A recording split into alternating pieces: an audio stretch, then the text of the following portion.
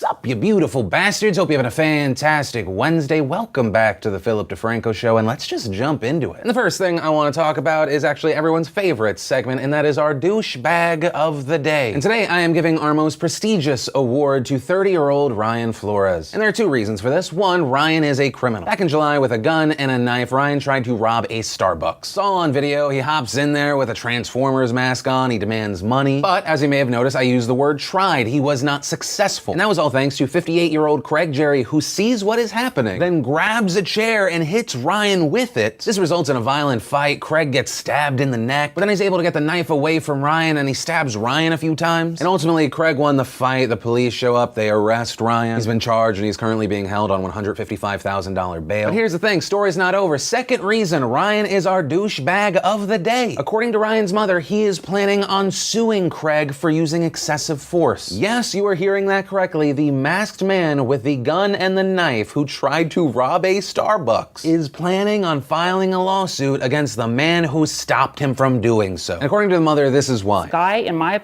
opinion, went from a good Samaritan to a vigilante. Stabbing somebody that many times, it doesn't take that many stab wounds to get somebody to succumb to you. And she says there were 17 total stab wounds, lacerations, defensive wounds. And in response to all of this, this is what the chief of police had to say. Now to say that Craig Jerry's going to be sued for intervening in an armed robbery and being stabbed in the neck, that is ludicrous. And I think, like most other sane people, I agree with the chief of police here. There was a gun and a knife involved. As you can see, there was just a violent scuffle. He's trying to disarm him. Craig gets stabbed in the neck. He probably wants to make sure that he doesn't then get stabbed again or shot. It's ridiculous. I understand as a parent you want to be there for your kid, but really? Bitch, really? I know that you got a hat on inside, but is that blocking your view of reality? I feel like I'm starting to understand where Ryan gets his stupid from. But with all of that said, that's why Ryan Flores, you are our douchebag of the day. And then let's talk about all this outrage around two Navy hospital corpsmen in Jacksonville, Florida. So what happened? Well, this all started thanks to a woman by the name of Denisa Shalito. Denisa took screenshots from Snapchats from a woman by the name of Allyson Thompson and posted them on Facebook with the caption, "A girl I went to high school with is a Navy nurse, and this is how her and her shitty friend treat the babies that have just been born. My blood is literally boiling, and I want to snitch because that is someone's child." The first pic is her friend who is making the baby dance, and she's playing rap music in the background. "I'm livid and I'm snitching because she should get fired from her job, and I don't know how to go about it. Pissed isn't even the word." And soon after this post went up, the other woman in the videos and the Snapchats was identified as Joni Barrett. And in the post, we see one of the women flipping off the baby with a caption, "How I currently feel about these mini Satans." We see a video of the woman making the baby dance, moving its arms all around. The other woman filming can be heard saying, "We're going to hell." And as you'd expect, there was swift and massive outrage. And to paraphrase most of the reactions, "Bitch, that ain't your baby!" And additionally, many people started reporting the behavior to the hospital. And soon after, the hospital responded in a statement saying, "Naval Hospital Jacksonville's commanding officer sends, we are aware of a video/photos posted online. It's outrageous, unacceptable, incredibly unprofessional, and cannot be tolerated. We have identified those involved, 2 staff, not nurses as reported on some sites. They have been removed from providing patient care, and they will be handled by the legal system and military justice. We've notified the patient's parents." And that was one of the places there had been a lot of misreporting. Many places saying that they're nurses, they're actually hospital corpsmen. Hospital corpsmen are enlisted Navy personnel who provide assistance to medical care professionals as well as serve as combat medics. And the two in question here, they are still assigned at the Jacksonville, Florida hospital, but they are no longer providing direct patient care. Also, in response to this, the Navy Surgeon General said, "I've directed immediate mandatory all-hands stand-downs within 48 hours at all Navy Medicine commands to review our oaths, our pledges, our reasons for serving, as well as Navy Medicine's policy regarding use of personally owned phones and other recording devices." Adding, "Unprofessional and inappropriate social media behavior is inconsistent with both our core values of honor, courage, and commitment, as well as our medical ethics, violating the oaths we took for our profession and office." In addition to this, another Navy official said that NCIS is investigating. As far as what's going to happen to these two women, experts are saying that it could really land anywhere. You could be looking at something as small as administrative discipline, that being where they get written up but not fired. Maybe they get fired but no criminal charges. And some say that we might even be looking at a court-martial here. With that comes the potential of a dishonorable discharge. But as of right now, they are currently investigating, and we'll have to wait and see. But with that said, I do want to pass the question off to you. What are your thoughts here? Do you think this is horrible, or people are overreacting? Completely messed up, or an innocent mistake? But from that, I want to share some stuff I love today, and today in Awesome brought to you by SeatGeek. SeatGeek, of course, a fantastic ticket app that takes the confusion out of buying tickets. They put all the tickets in one place, they give them scores of 0 to 100 so you know if you're getting a good deal or a bad deal. I have the app on my phone, and it is by far the easiest way to buy tickets to a concert, a game, a whatever. So if you want to check it out like many from the nation already have, click that link in the description to download the app. And if you like it, use code code Phil for $20 off your first ticket purchase. And the first bits of awesome are trailer awesome. They got a full, beautiful trailer for The Punisher, and they tease that it'll be out by the end of the year, but they did not give a specific date. Then we got a trailer for Tomb Raider, which looks good, and I want it to be good, and just don't be horrible. I know movies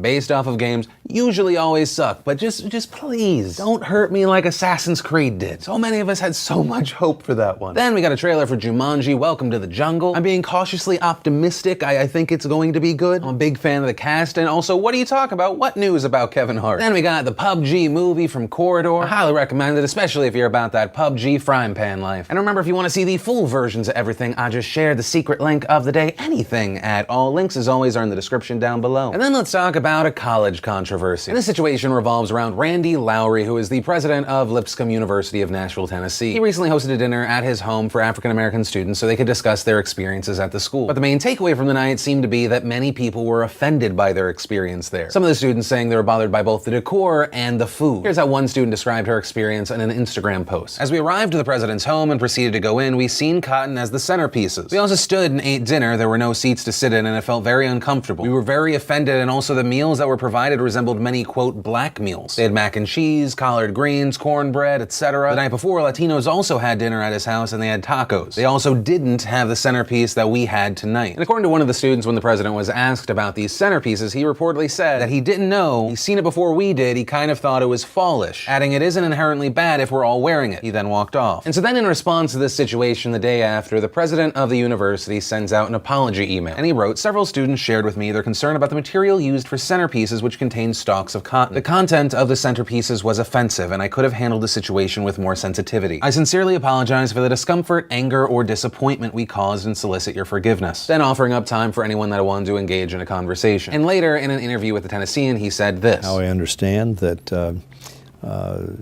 cotton represents something to some of the African American community that takes us back to the deplorable times of slavery.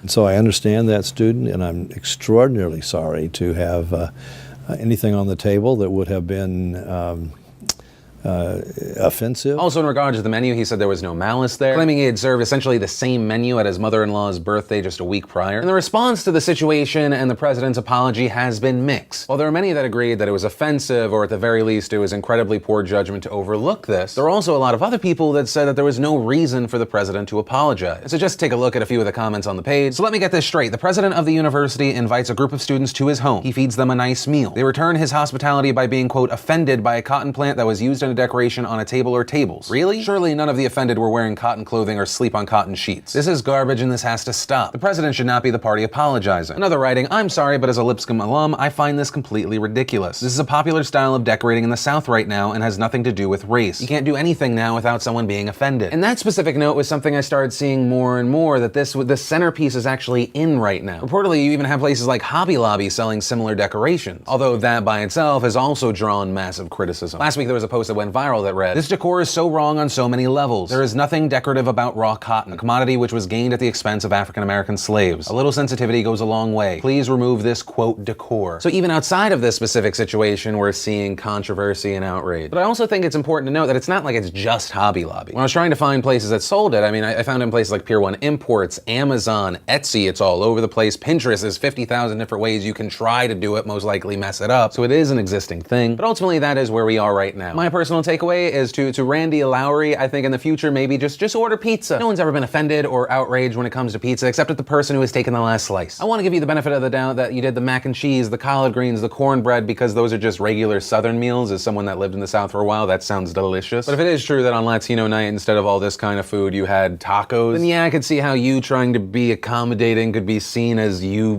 putting stereotypes on people. Looking at Randy, he seems like the kind of white guy that would be like, hey, let's make everyone feel at home. We'll get a mariachi band and some quesadillas. But part of the issue that can come from someone trying to be accommodating, that could be seen by some as not viewing these people as individuals that you're trying to connect to and more lumps of others. But also this is an experience that's completely alien to me. I've never been in a situation where someone made me notoriously white people food. So around that, I do want to pass the question to anyone that's not white watching the show. Would you see that as offensive? And as far as the raw cotton centerpieces, I understand how you could maybe be offended, especially if you thought like the whole experience was just jabs at you. But it also also does appear to be a thing that's currently being commonly sold in stores. It's also just the placement of a thing that naturally occurs in nature. And I do understand that there's negative history in this country connected to raw cotton, and it might be because I just have my personal life experience, I can't fully relate. So I do want to pass the question off to you. Do you think that this was offensive? You get why? Or no, you think this is an example of people overreacting, being ridiculous? I'd love to know your thoughts here. And then let's talk about the horrible situation facing our neighbors to the south in Mexico. Not even 2 weeks after the 8.1 magnitude earthquake off the coast of southern Mexico, which killed 90 people, there was a 7.1 earthquake that hit Mexico yesterday. But this time, the epicenter of the earthquake was on land. It was just outside of Puebla. And the shaking was felt throughout central Mexico, but most of the injuries, most of the damage seems to be focused on Mexico City and nearby areas. And as of recording this video, and please understand that these numbers will change, unfortunately, they are most likely going to rise. 225 people have died, with hundreds more injured. And just by looking at the horrifying pictures and videos being shared by locals, it's not surprising these numbers are so high. We've been seeing videos left and right of buildings collapsing. As of recording this video, there are 44 confirmed building collapses. And those that have collapsed include a combined primary and secondary school. And while rescue workers were able to evacuate many of the children, it's believed that 25 people died. According to the Secretary of Public Education, 21 were children, 4 adults. There's still other people that are unaccounted for missing. There was a deeply saddening account from Pedro Serrano. He's a volunteer rescue worker and a doctor who said, "We can hear small noises, but we don't know if they're coming from above or below, from the crumbling walls above or someone below calling for help." Also, in reference to the volunteers, there are so many of them. Mexico's Ministry of Public Security has been asking the public to aid in these rescues, and so many people immediately got involved. Seeing these huge groups and lines of people trying to help out is very much the standard. In addition to full building collapses, there were many reports of just parts of buildings or massive amounts of glass falling. The security camera footage that has now gone viral of this woman almost getting hit 2 times and escaping. There were also reports of gas leaks, we saw fires, there were huge explosions. But the reports coming out now are saying that the affected gas lines have been turned off. It's also being reported that 40% of Mexico City and 60% of Morelos State have no power. And so if you do want to help, I'm going to include 2 donation links in the description down below. One for UNICEF, one for Oxfam Mexico. Tweeting out thoughts and prayers is nice and all, but if you really do want to help,